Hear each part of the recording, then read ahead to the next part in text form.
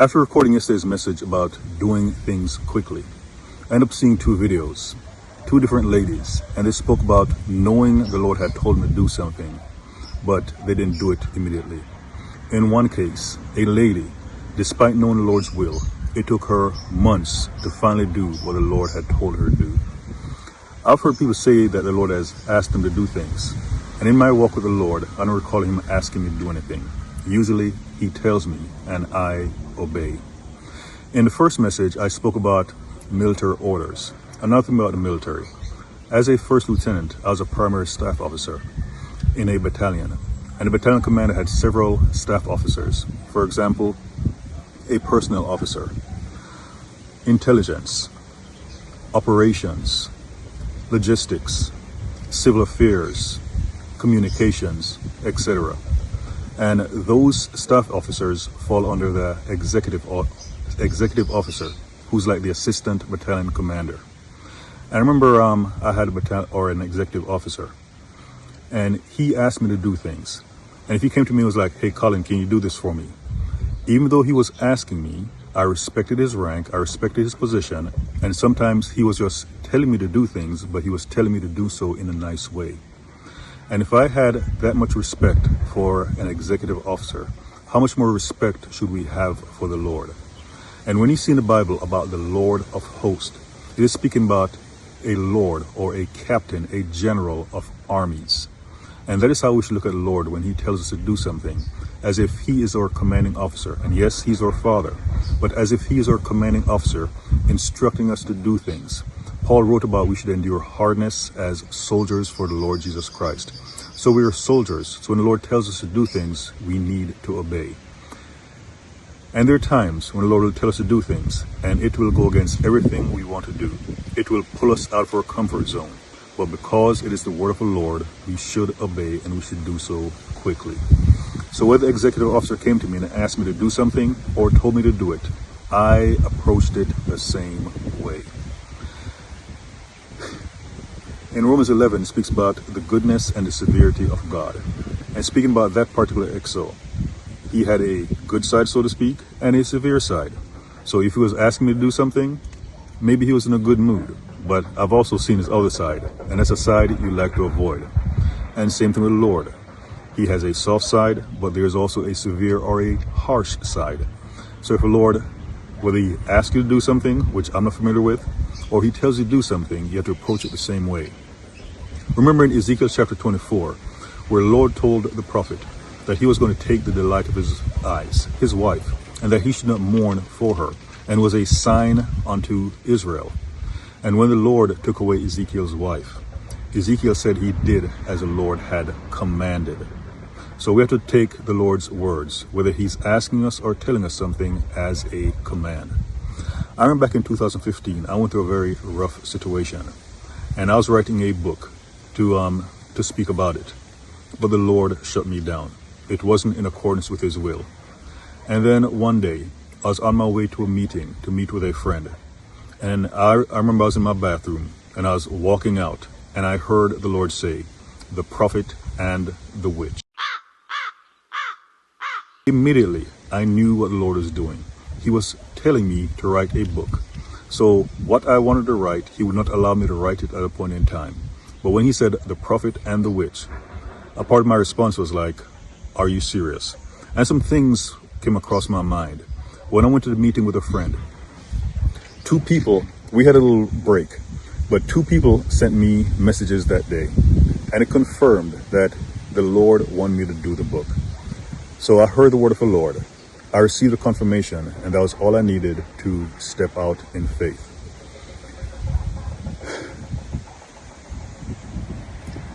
And that brings up something, a controversial contemporary issue regarding the Shannon Sharpe incident. Many people are speaking about Shannon Sharpe getting entangled with a young lady. And many people are looking at her skin color as opposed to her character. So they're making this thing about it being between a relationship between a black man and a white woman. And they have issues with that. As Christians, please be careful about having a carnal mindset when it comes to relationships. There are some people, they're waiting on God for a spouse. And I venture to say that for some individuals, the Lord has already sent that person, or even sent several people, but you may have rejected them because they do not fit into the box. They do not fit the narrative, the idea that you have created in your mind regarding what your spouse should look like. And in some cases, it is because a person is lighter or darker than you decide. Or maybe the person is shorter than you desire, especially if you're a woman waiting for a husband. Because even Christian women get into this mindset that they only want a man who's over 6 feet tall, etc. So many people are speaking about the Shannon Sharpe incident, and you're focusing on a woman's skin complexion. And we need to stay away from such things. In Numbers chapter 12, Aaron and Miriam had an issue with Moses because he was married to a Cushite. A Cushite, meaning someone from Africa, most likely of a darker complexion than Moses. And when the Lord heard about their actions, he had an issue with them, and he called all three of them to the tent of meeting. He rebuked them, and he pronounced judgment upon Miriam. So the Lord was not concerned about Moses' wife's skin color. He was not concerned about where she was or where she was from. What the Lord really has an issue with is when people are unequally yoked. What he has an issue with is when his children are paired together with people who are serving other gods. And that brings me to this. Some people are disparaging the young lady because she is white. I can tell you this, that as a black man in my life, the woman who has been the most wicked to me was a black woman.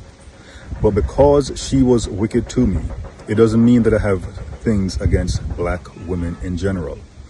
I have to look at people and judge each person individually by how they interact with me, by their relationships with the Lord, and not based on one awful person who came into my life and for years have tried to ruin me and even kill me. I mentioned about the book, The Prophet and the Witch.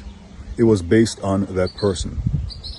And there are other books that came out that were based on that person and the spiritual warfare that I have experienced because I rejected her.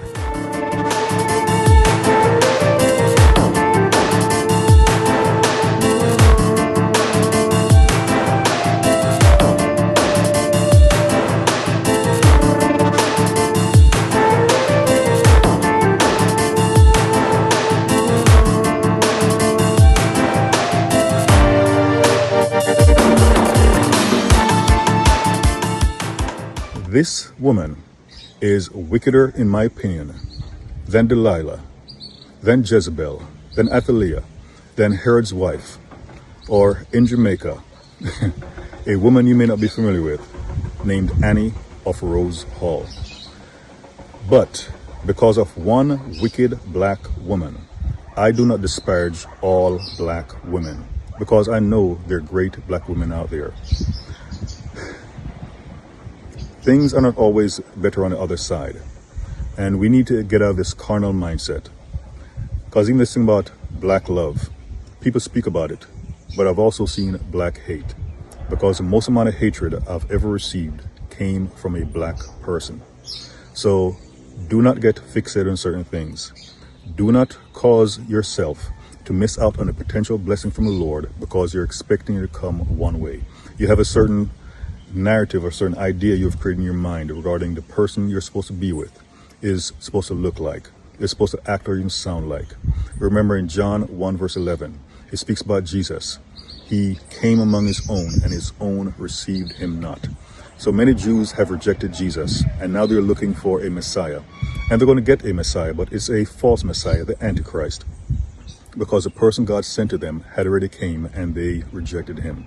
Because in part, he didn't fit the role of the Messiah they were expecting. So please be careful about a carnal mindset regarding relationships.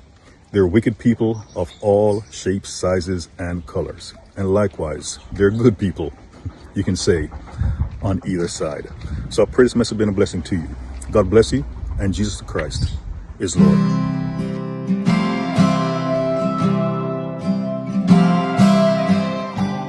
I thought I was finished with the message, but some more things came up. I am passionate about obeying God for several reasons. One, yes, because he's worthy of our obedience. We show our love for him through our obedience. But there's also this. Militarily, I know what it is like that if any person is in a firefight and that individual or a unit requests additional support, whether additional personnel, direct or indirect fire, air weapons team, or whatever the case may be, that when they request that backup, that they need it and they need it now, because time can cost lives. In addition, when I mentioned about the things I endured in 2015, multiple individuals actually used witchcraft against me. And they were prevailing for a while, and I was seeking the Lord about certain things, and I needed answers so I could make the right decisions. Now, some things in a sense were withheld from me, but when I received the answers that I had requested through individuals, then I was able to take immediate actions. And a part of it is my testimony.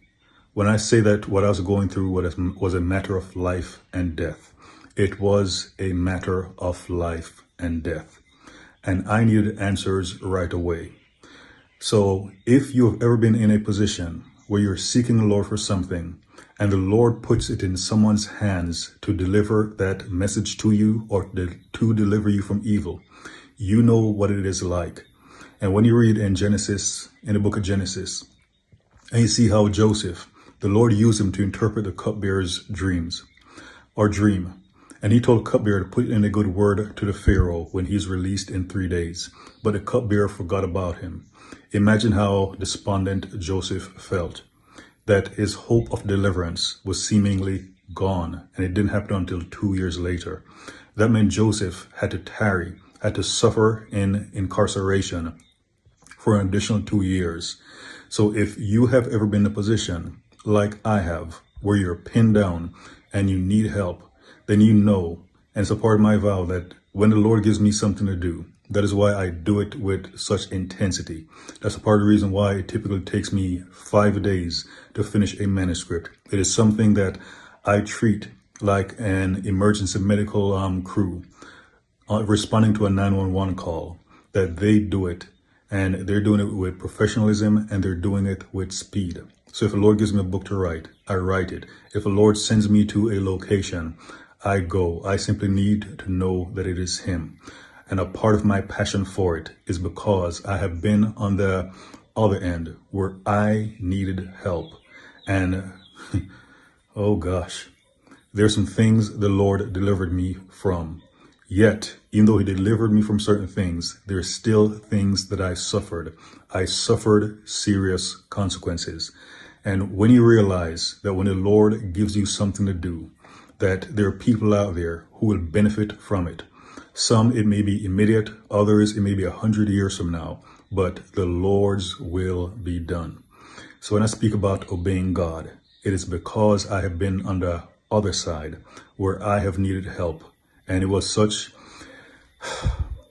truly a liberating moment when I received the clarity that I needed, where I knew what the Lord was communicating to me.